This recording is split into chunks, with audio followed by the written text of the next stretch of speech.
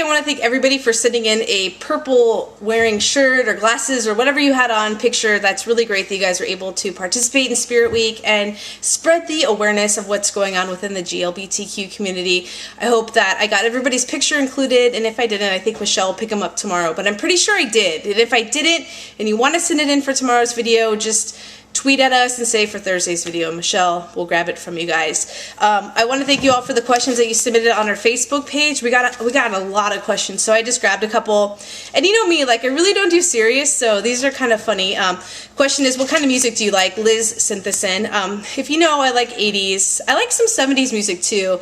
90s pop. Like really, if it's bad and your friends are like, change the station, I'll like that music for sure. What do we find attractive? That could seem weird in somebody that we like. I really like teeth, and I like hands. I like hands like when you could see the veins. I don't know. I mean, that's weird. That was a question. So I like veiny hands, and I love straight teeth. I love teeth. Unforgettable moment about being a beaver in the Beaver Bunch is when we all met up for San Diego Pride. I don't think anything could top that has happened since then, but being a beaver at San Diego Pride was rad. But, I mean, every week when we do a video here, it's memorable because we're helping one of you.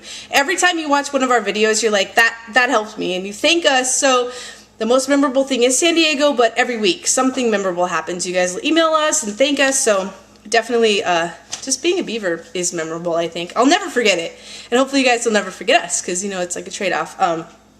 An awkward date moment that I had. I went on a date with this girl who had a party the night before. She got sick in my house. I gave her my jacket. She went home with my jacket, so she called me up for coffee and wanted to know if I wanted to go out. So I did.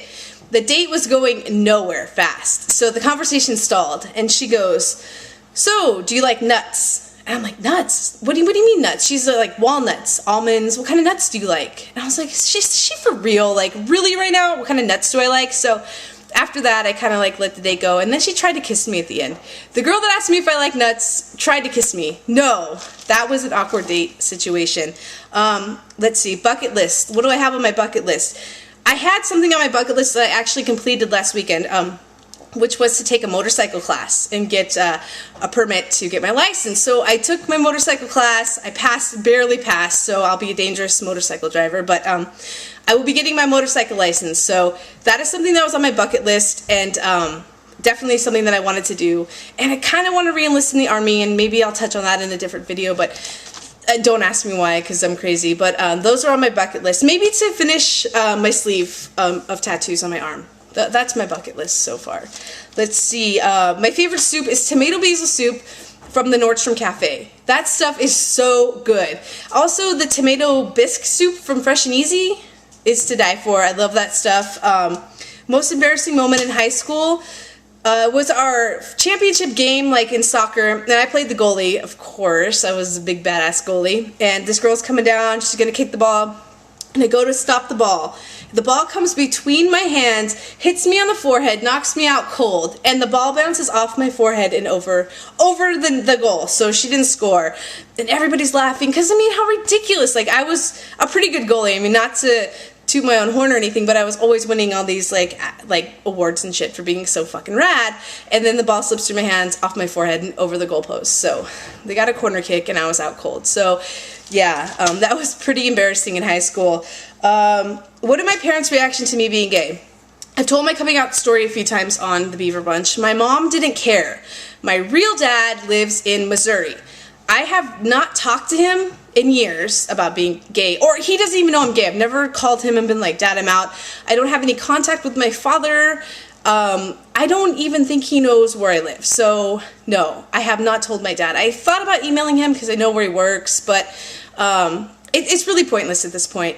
At my age, if he doesn't want to reach out to contact me, I'm not going to extend my arm to contact him. And I know that's kind of cold, but really, it doesn't matter what my father thinks about my sexuality, because he really didn't stick around to raise me. So I never did tell my dad that I'm gay. Maybe I should put that on my bucket list, but it's not an immediate thing at this point. And lastly, somebody asked if we lived in the 50s, what kind of style would we have? Well, clearly I'm not going to wear the poodle skirt. I'd be more like the Fonz, with like the slick back hair and the leather jacket and the motorcycle, and just like looking kind of 50s. And if you see me now, that's kind of how I dress already. So, I mean, minus the flipped up cap hat, but that is who I would be if we could go back to the 50s and be somebody else. But I really appreciate your questions this week. It's fun when we do like a grab bag. A lot of you guys want a day in the life of a beaver, so that would be pretty cool to make, like from morning to night. Maybe we'll do something like that. But again, thank you guys for your purple pictures, and I hope you enjoy this video, and I'll see you guys next Wednesday on the Beaver Bunch like I always do. Bye.